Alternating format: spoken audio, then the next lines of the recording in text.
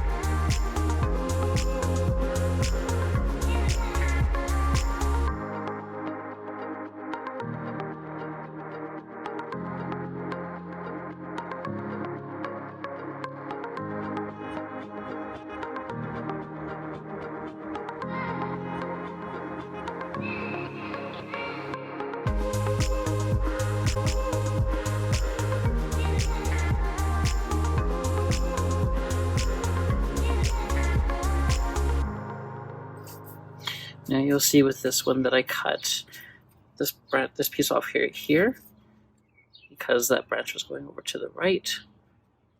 I want it to go to the left to fill in more of the middle section here. And this one here is growing over to the right. That's going to fill in this section as well as this one right here.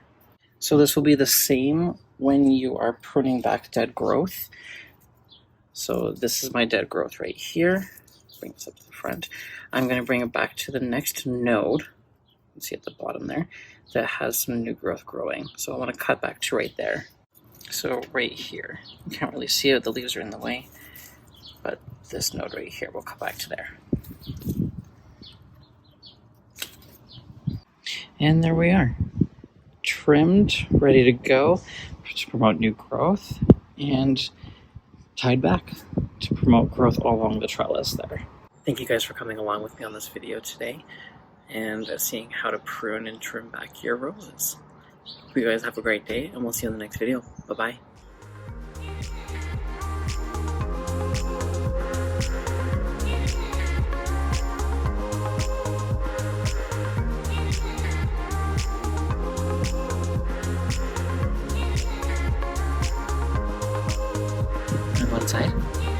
go inside?